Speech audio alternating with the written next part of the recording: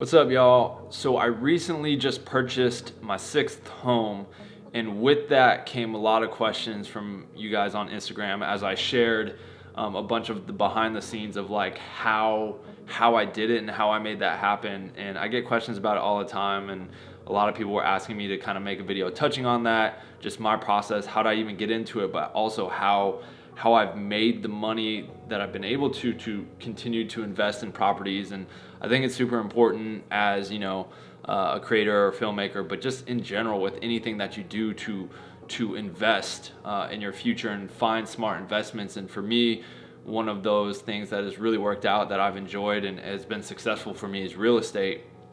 And so I shared all of this to my Instagram, and a lot of you guys were like, make a video about it. So I'm gonna quickly make a video about it for those that missed it, but also just wanna know more. Sorry if I look away, I have my stories pulled up here, and so I'm gonna be talking about them off here and then to you guys. So first, let me just start off by saying in 2015, I told myself that every year for the next 5 years, I was gonna buy a house.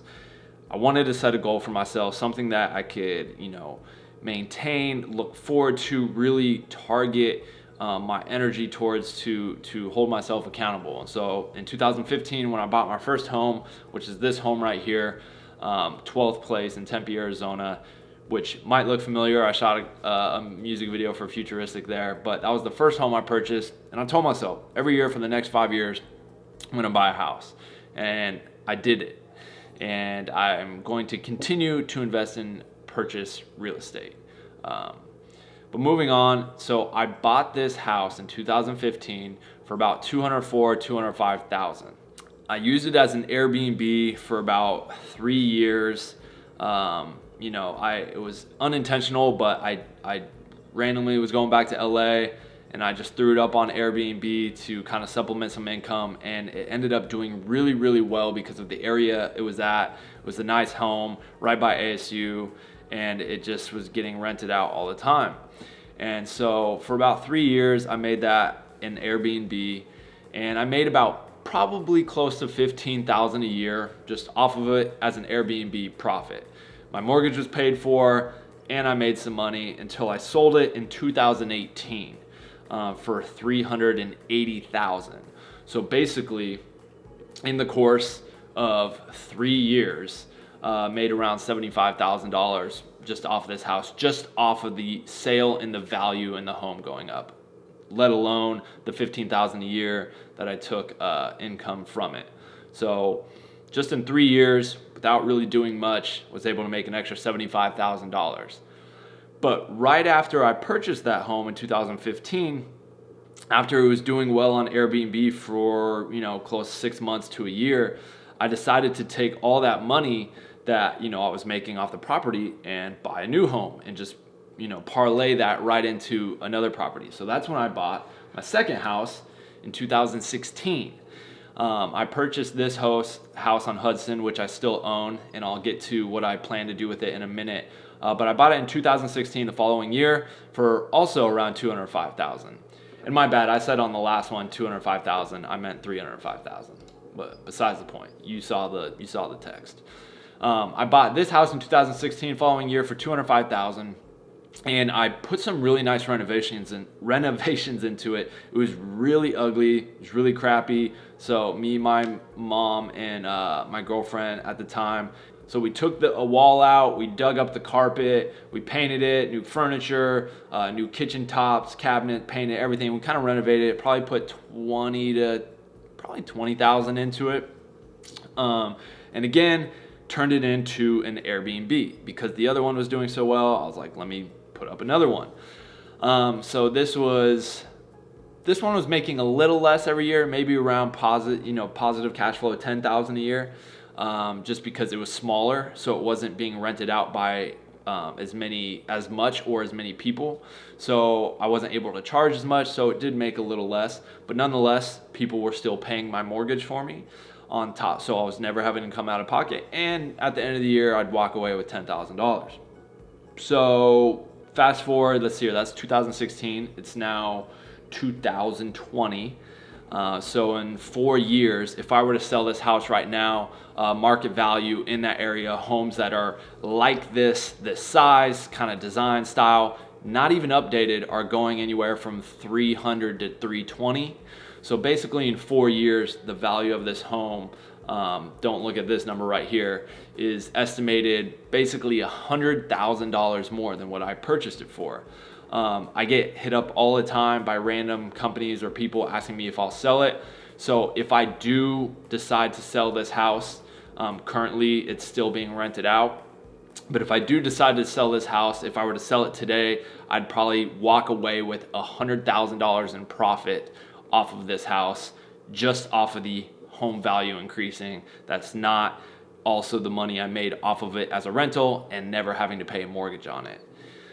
So that's super, super good. The area that it's in is just a great area, and it continues to, grow. But what I plan to do with this house is hold on to it until the entire house is paid off. And then I basically, one day when I decide to sell it, who knows when that'll be, I might walk away with $400,000 because the house is paid off. There's no mortgage. So if I sell the house for $395,000 and it sells, I'm going to walk away with $395,000. So that's this home right there. I then parlayed that into, I still didn't have a home in Arizona when I came back from LA. I was currently renting in LA through all of this. I've lived in LA as well through 2013. But I needed a place in Arizona. I was like, okay, I have 2 houses, but I can't live at both of them because both of them are being rented out. So that's when I purchased this house, which I'm in now. I bought this house in 2018, and 2017, 2018, the process started at the end of 2017, like in December, but it technically didn't close till 2018. And this is where I live in Arizona. I bought this house for $550,000, and just in the short time right now, again, a lot of these photos are slightly dated on the number wise, but I could probably sell this house right now for 600 plus pretty easily. Especially, we've been doing a lot of renovations to it right now, and when all the renovations are done, the home value is going to easily be upwards of $700,000. But regardless, I don't plan on selling this house anytime soon. I'm remodeling it, renovating it, because not only do I want the house of my dreams, that I want it exactly how I want it, but I do plan on renting it out to small events, weddings, corporate stuff, whatever. The backyard is massive. It's like 16,000 square feet, so it's really big. So the plan is to, hold on to this, raise my family in this house, but also rent it out and make some money off of this house, and again, never have to pay a mortgage. And then if one day down the road I decide to sell it, hopefully I'll walk away with a good chunk of money, because the area around here just keeps going up as well.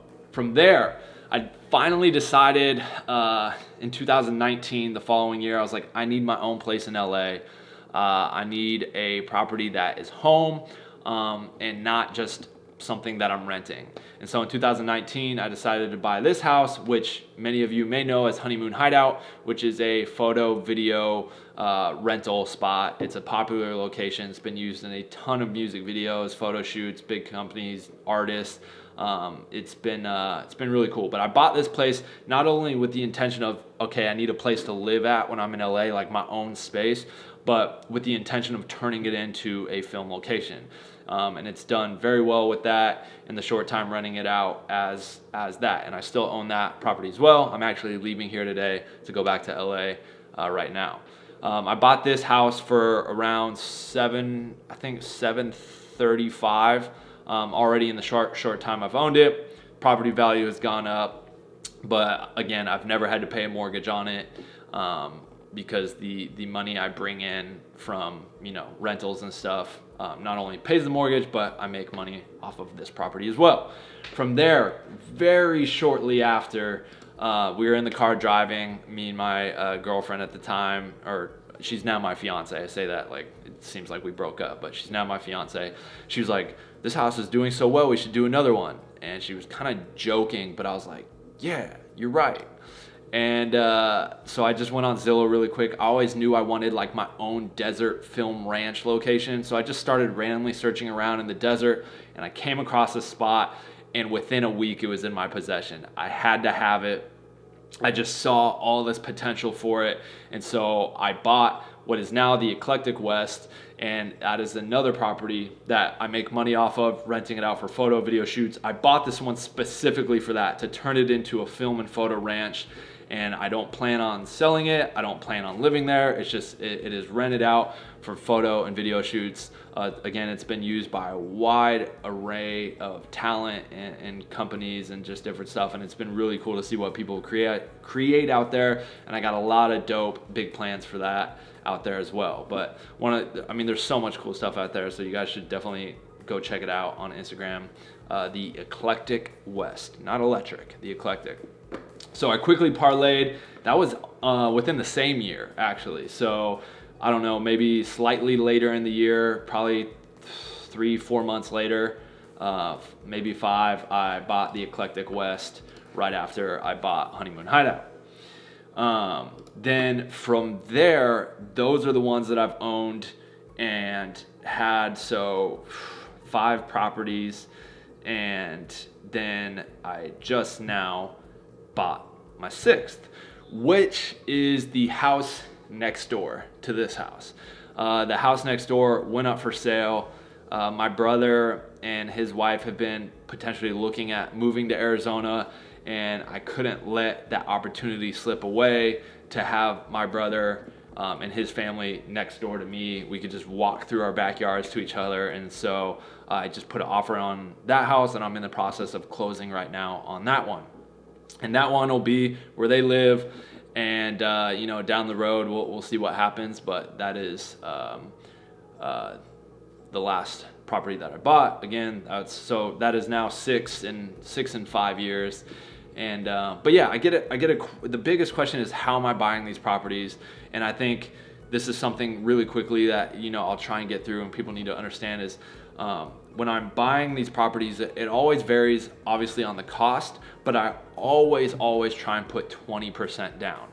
If you put less than 20% down on a house, you have to pay what is called mortgage insurance, and that can raise the price. For example, on that house next door, if I were to put 15% down on that house, I now have to pay mortgage insurance, and the monthly mortgage ended up jumping somewhere between $2,200 to $2,300 at 20% down to $2,700 at 15% down. So it would jump nearly $500 a month in cost if I didn't put, just because of the mortgage insurance I had to pay, just because I was going to put 15%. If I would have put 15% down, I don't think it's smart to put 15% down, but if you don't have the cash and you want to buy a house, put 15% down. But I always try and maintain at least 20% down.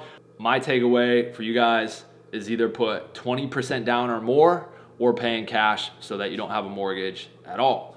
Basically, I've taken these properties that I bought, I've had them make me money, not cost any money because I'm not paying a mortgage, and then I've taken all the profits that I make off that one, parlayed into another, and just I think, and some people may disagree with me, that real estate is a more safe, calculated investment than anything else. Stocks or whatever people want to try and jump into, it fluctuates so much. It's hard to actually predict what's going to do. You can make calculated decisions and risks in real estate just by looking at the market trends, looking at the area and the value that like for example, if you're close to ASU and it's a growing city, a growing area, they're continuing to build around it, and people are moving to that area and people are moving into your state, you can know like property values are going to be going up. So if you're looking to get into a house quick for 1 to 3 years and then sell it and make $50,000 to $75,000, you can realistically make a smart, educated decision on real estate in those ways, and make good money doing it. I don't know. I find real estate fun, exciting. It's worked very well for me, and I just it's something I've enjoyed doing and will continue to enjoy doing, because there's a way to always make the real estate pay for itself, so you never have to pay for it, and make money on top of it. So that's just kind of my take on real estate, how I've done it over the past 5 years. And I had no experience prior. I just dove right in. The first house I just bought to buy, turned it into an Airbnb, like unknowingly, not purposefully, and then I just saw the potential for everything, the growth in the market, what I was making, not having to pay a mortgage, and just kind of went from there. And so I think the best piece of advice for anything is just jump into it. Jump off the cliff, learn to fly on the way down. I think sometimes people get too scared to make those risks, to take those chances, and they just overthink things, and then they never do anything. And so you can only have great reward with great risk. And yes, buying properties and houses and making that big of an investment is scary, but you know, there's big potential for reward in it. And yeah, so that's kind of my story and process behind real estate in a nutshell. Hopefully you guys enjoyed this video. I gotta keep you guys updated with what's happening with this house, and just future stuff if you guys find this stuff interesting. But I thought I'd share it because I was getting a lot of people asking about it. And so, yeah. All right, guys, thanks for watching.